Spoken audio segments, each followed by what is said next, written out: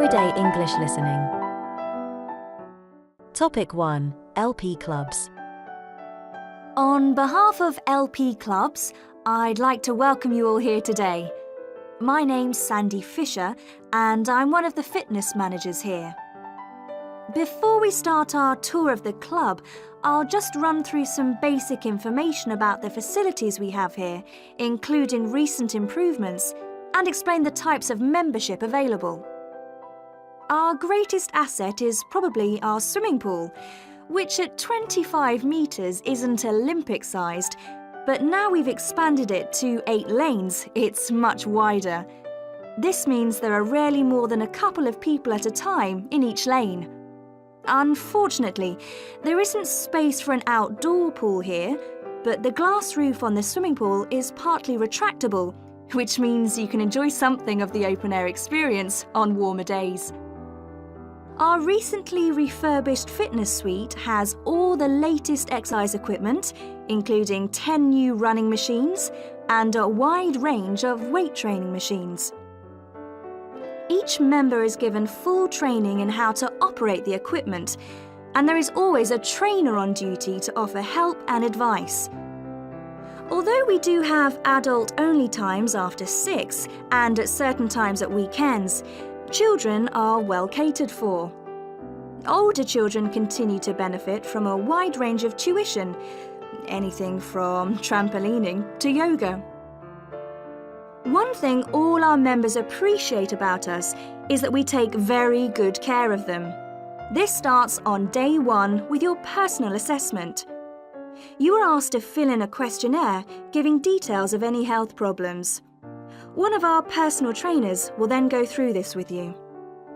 The trainer will then take you through the safety rules for using the equipment in the fitness suite. During your next exercise session, a personal trainer will work with you to make sure you understand these. It's very important to do this because we really do want to avoid having any sports injuries. There's a lot more to looking after yourself than simply lifting weights. At the end of the personal assessment, the trainer will draw up a plan outlining what you should try to achieve within a 6-week period. This will then be reviewed at the end of the 6 weeks. Now, I'll just quickly run through the types of membership we have available. All members must pay a joining fee of £90, in addition to the rates for the monthly membership fees. Gold membership entitles you to free entry at all LP clubs.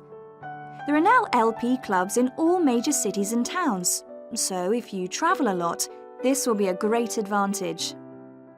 Individual gold membership costs £50 a month, and joint membership for you and your partner will cost £75.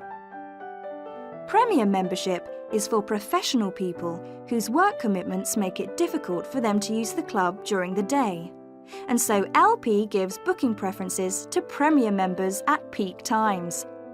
This means you'll find it easier to book the sessions at times that suit you. Reciprocal arrangements with other LP clubs are available to premium members.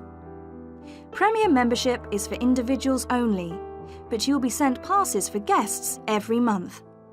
The monthly fee is £65. You don't have to have any special clothes or equipment when you visit the club. We provide robes and hairdryers in the changing rooms, but it's very important to remember your photo card because you won't be able to get in without it. For people who aren't working during the day,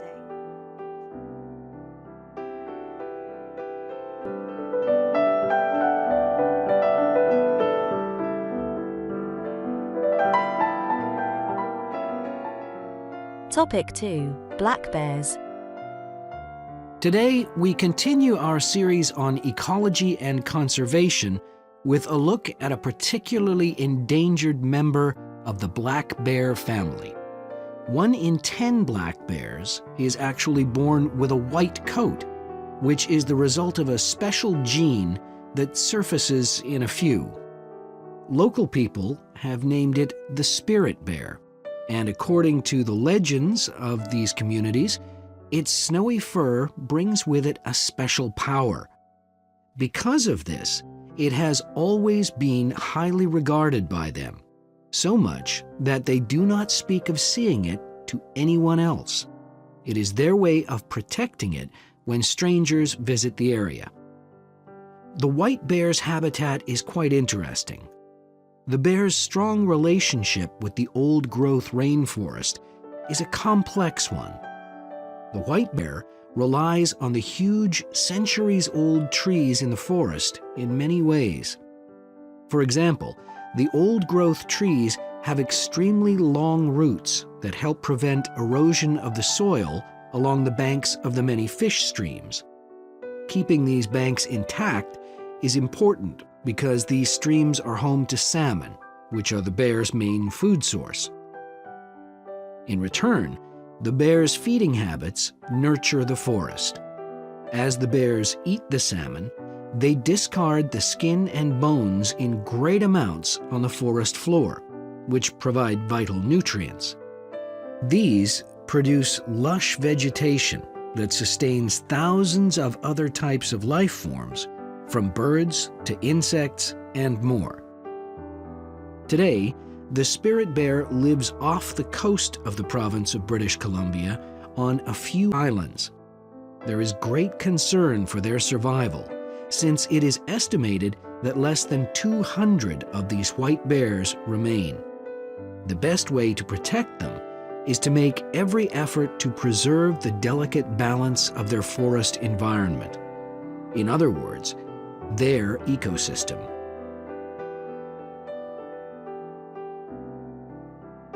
The greatest threat to the bear's existence is the loss of its habitat. Over many years, logging companies have stripped the land by cutting down a large number of trees. In addition, they have built roads which have fractured the areas where the bear usually feeds, and many hibernation sites have also been lost. The logging of the trees along the streams has damaged the places where the bears fish. To make matters worse, the number of salmon in those streams is declining because there is no legal limit on fishing at the moment. All these influences have a negative impact on the spirit bear's very existence, which is made all the more fragile by the fact that reproduction among these bears has always been disappointingly low. And so, what's the situation going forward? Community organizations, environmental groups, and the British Columbia government are now working together on the problem. The government is now requiring logging companies to adopt a better logging method, which is a positive step.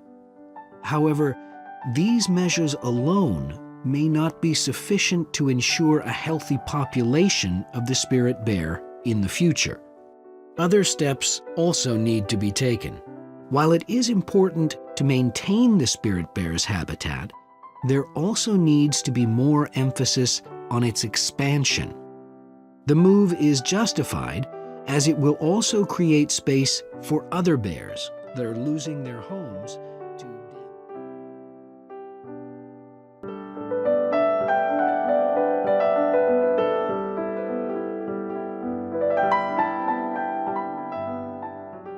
Topic 3. New developments in the city. Good morning. I'm very pleased to have this opportunity to say a little about two exciting new developments in the city: the Brackenside open-air swimming pool and the Children's Adventure Playground in Central Park. As many of you may know, the idea for these initiatives came from you, the public, in the extensive consultation exercise which the City Council conducted last year. And they have been realised using money from the SWRDC, the Southwest Regional Development Commission. First of all, Brackenside Pool. As many of the older members of the audience will remember, there used to be a wonderful open-air pool on the seafront 30 years ago, but it had to close when it was judged to be unsafe.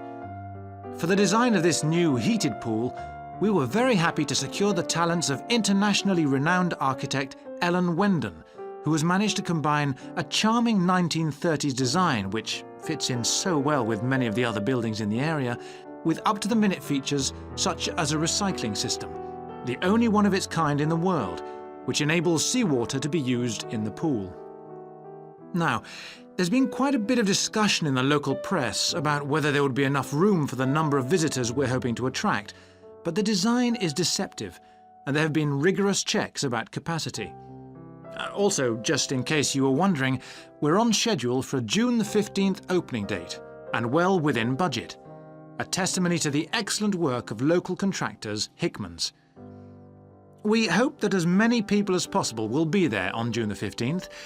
We have engaged award-winning actress Coral White to declare the pool open, and there'll be drinks and snacks available at the poolside. There'll also be a competition for the public to decide on the sculpture we plan to have at the entrance. You will decide which famous historical figure from the city we should have. And now, moving on to the Central Park Playground, which we're pleased to announce has just won the Douglas Award for Safety. The news came through only last week. The unique design is based on the concept of the global village, with the playground being divided into 6 areas showing different parts of the world, each with a representative feature.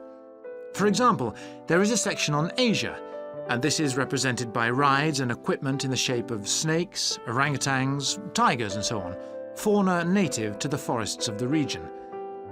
Moving south to the Antarctic, we couldn't run to an ice rink, I'm afraid, but opted instead for climbing blocks in the shape of mountains. I thought they could have had slides for the glaciers, but the designers did want to avoid being too literal. Then on to South America, and here the theme is El Dorado, games replicating the search for mines full of precious stones. And then moving up North America, here there was considerable debate. I know the contribution of cinema and jazz was considered, but the designers finally opted for rockets and the International Space Station. Eastwards to Europe then, and perhaps the most traditional choice of all the areas, medieval castles and other fortifications. Then last but not least, moving south to Africa, and a whole set of wonderful mosaics and trails to represent the great rivers of this fascinating and varied continent. Now, the opening date for our global playground is the 10th of July. And again, we'd love to see you there. So, make a date and come and see this magnificent, original new amenity right in the heart of the city.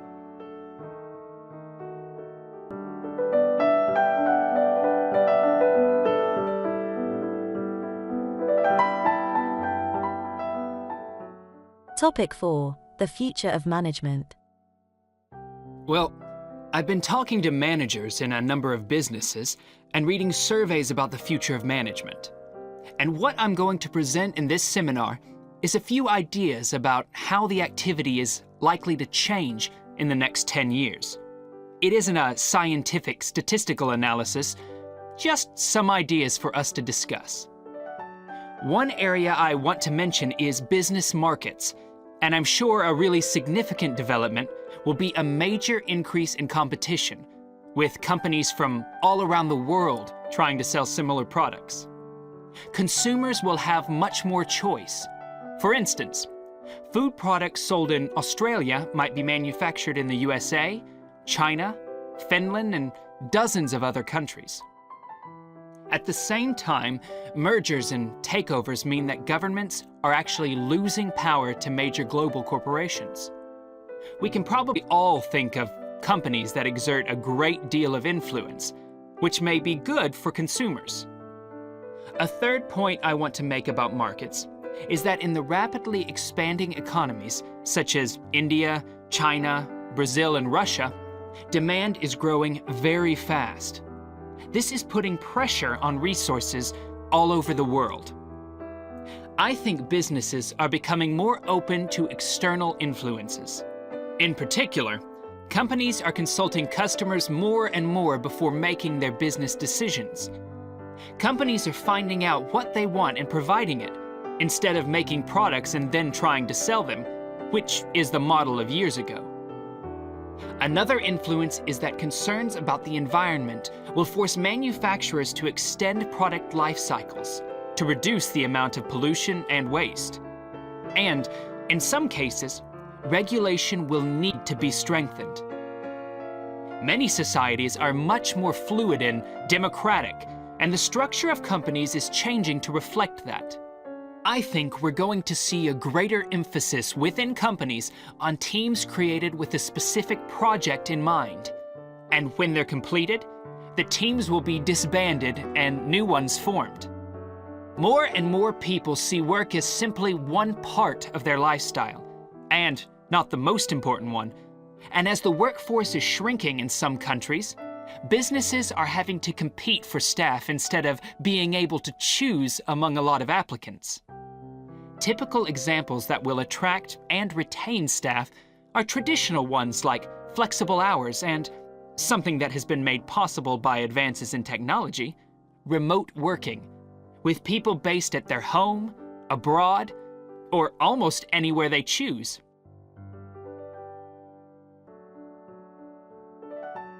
Management styles will almost certainly continue to change.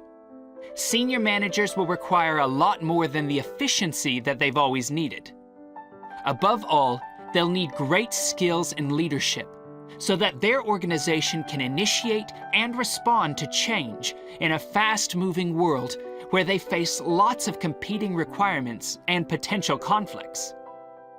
In most of the world, the senior managers of large businesses are mainly men in their 50s and 60s.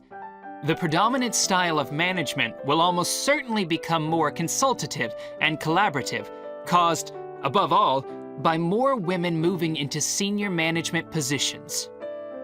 Many of the changes are influenced by developments in the wider economy.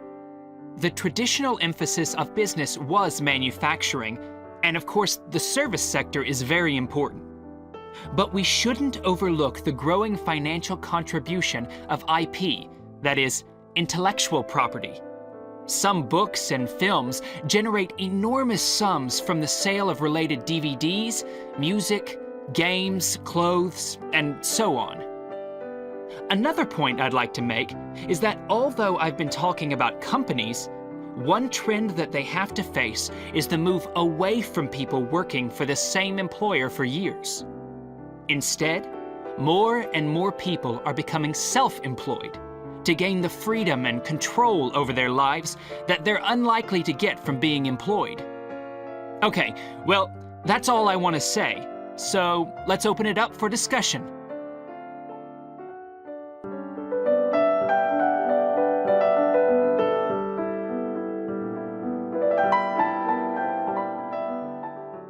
Topic 5. Self-regulatory focus theory. Today, I want to talk about self-regulatory focus theory and how the actions of leaders can affect the way followers approach different situations.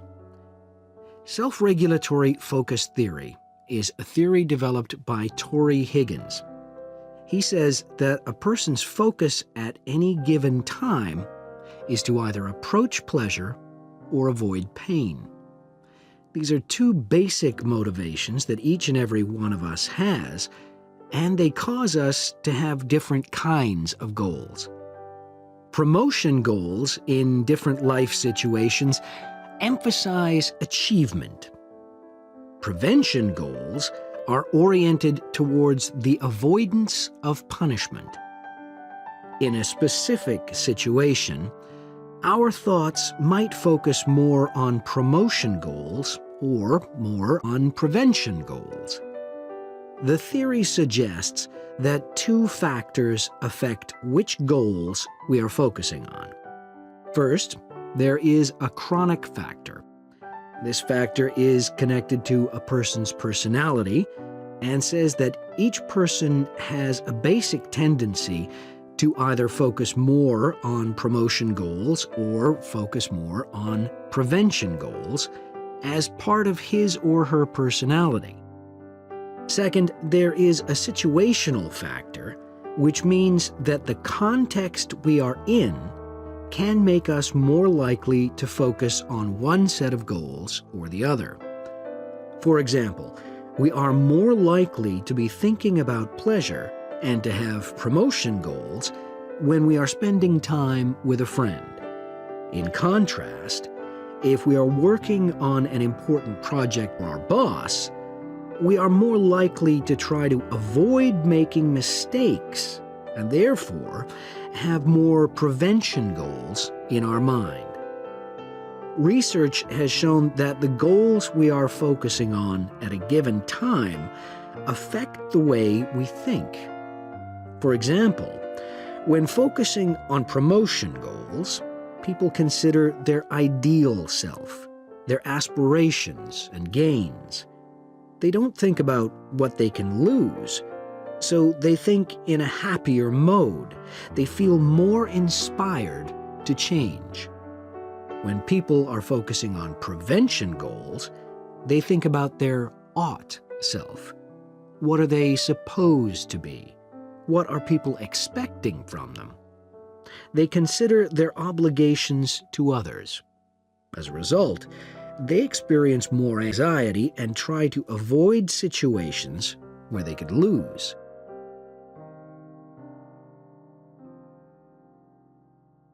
Now that I have talked about the two focuses and how they affect people, I want to look at the idea that the way leaders behave, or their style of leading, can affect the focus that followers adopt in a specific situation.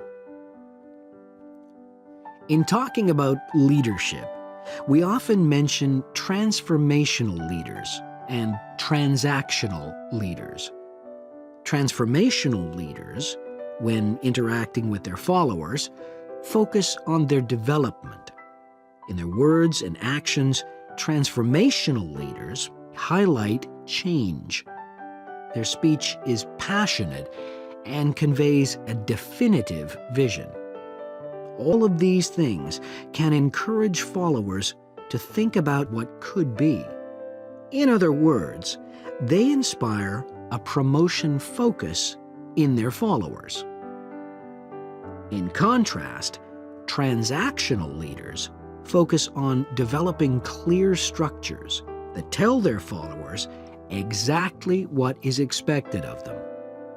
While they do explain the rewards people will get for following orders, they emphasize more how a follower will be punished, or that a follower won't get rewarded if his or her behavior doesn't change. In short, they emphasize the consequences of making a mistake. This emphasis will clearly lead followers to focus on avoiding punishment and problems. This is clearly a prevention focus. In conclusion, it is important to understand that one focus is not necessarily better than the other one. For a designer who works in a field where a lot of innovation is needed, a promotion focus is probably better. In contrast, a prevention focus, which causes people to work more cautiously and produce higher quality work, might be very appropriate for a job like a surgeon, for example. The main point of the research, though, is that the actions of leaders can greatly influence whether people approach a situation with more of a promotion focus or more of a prevention focus.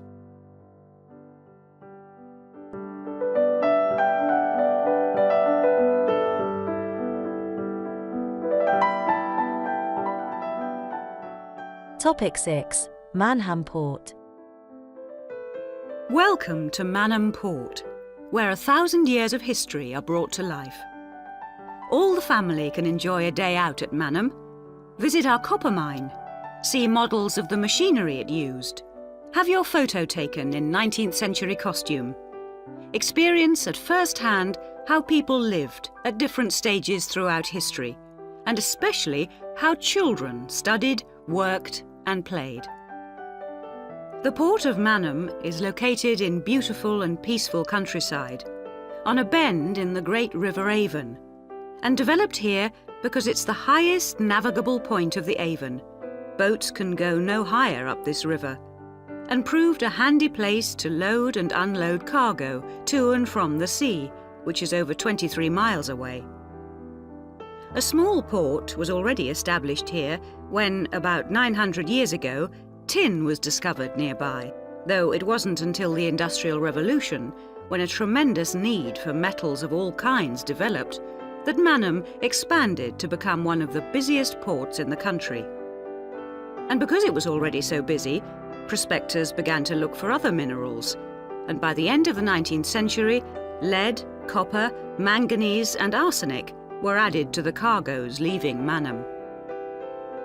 In the early days, the ores had been smelted or processed in the same area they were mined.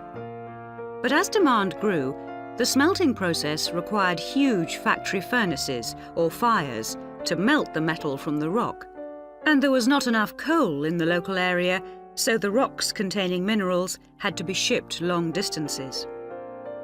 Sadly, in the 20th century, the great port of Manham declined, and thousands of workers were forced to emigrate out of the area. The building at the port fell into disrepair, and the place became almost forgotten. But then the Manham Trust was formed to conserve the historical resources of the area. It organised scores of local volunteers to remove undergrowth to find the original outlines of the installations. It then brought in paid professionals to match installations with maps of the original port complex and to set about reconstructing it. Today, you can see the results of this ambitious programme of restoration.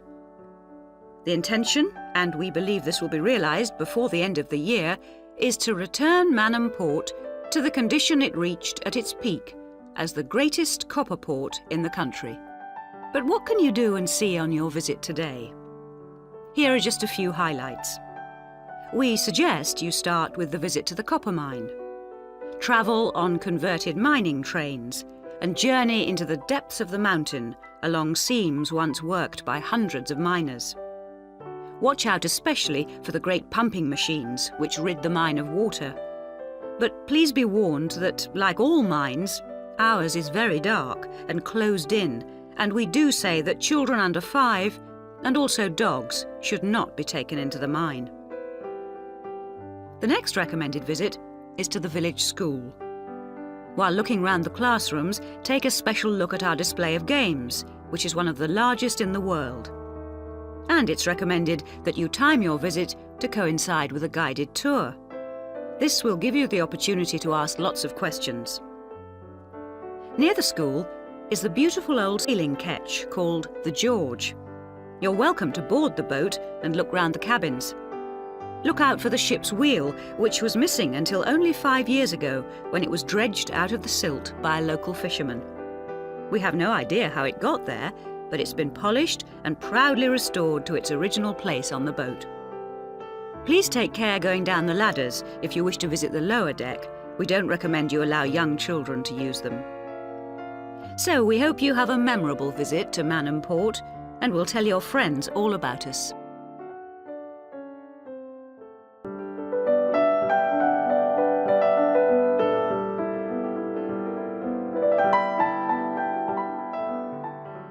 Topic 7. Nanotechnology. Today we're going to look at an important area of science, namely nanotechnology. So, what is it? Nano means tiny, so it's science and engineering on the scale of atoms and molecules. The idea is that by controlling and rearranging atoms, you can literally create anything. However, as we'll see, the science of the small has some big implications, affecting us in many ways. There's no doubt that nanotechnology promises so much for civilization. However, all new technologies have their teething problems. And with nanotechnology, society often gets the wrong idea about its capabilities.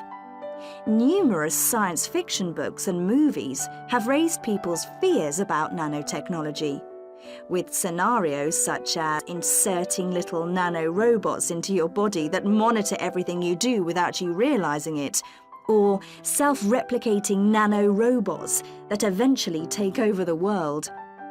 So, how do we safeguard such a potentially powerful technology?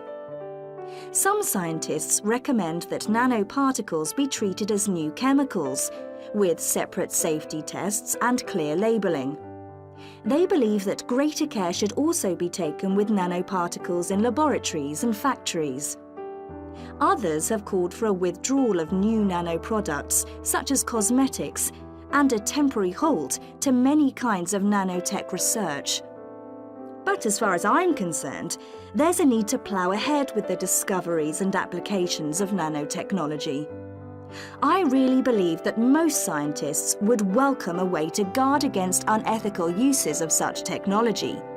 We can't go around thinking that all innovation is bad, all advancement is bad.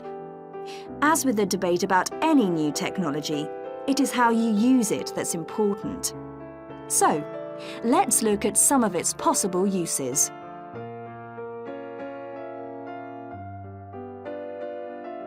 Thanks to nanotechnology, there could be a major breakthrough in the field of transportation, with the production of more durable metals. These could be virtually unbreakable, lighter, and much more pliable, leading to planes that are 50 times lighter than at present. Those same improved capabilities will dramatically reduce the cost of travelling into space, making it more accessible to ordinary people and opening up a totally new holiday destination. In terms of technology, the computer industry will be able to shrink computer parts down to minute sizes. We need nanotechnology in order to create a new generation of computers that will work even faster and will have 1,000,000 times more memory, but will be about the size of a sugar cube. Nanotechnology could also revolutionize the way that we generate power. The cost of solar cells will be drastically reduced, so harnessing this energy will be far more economical than at present. But nanotechnology has much wider applications than this and could have an enormous impact on our environment. For instance, tiny airborne nanorobots could be programmed to actually rebuild the ozone layer, which could lessen the impact of global warming on our planet. That's a pretty amazing thought, isn't it? On a more local scale, this new technology could help with the cleanup of environmental disasters, as nanotechnology will allow us to remove oil and other contaminants from the water far more effectively. And if nanotechnology progresses as expected, as a sort of building block set of about 90 atoms, then you could build anything you wanted from the bottom up. In terms of production, this means that you only use what you need, and so there wouldn't be any waste. The notion that you could create anything at all has major implications for our health. It means that we'll eventually be able to replicate anything. This would have a phenomenal effect on our society. In time, it could even lead to the eradication of famine through the introduction of machines that produce food to feed the hungry. But it's in the area of medicine that nanotechnology may have its biggest impact. How we detect disease will change as tiny biosensors are developed to analyze tests in minutes rather than days. There's even speculation nanorobots could be used to slow the aging process, lengthening life expectancy. As you can see, I'm very excited by the implications that could be available to us in the next few decades. Just how long it'll take, I honestly don't know.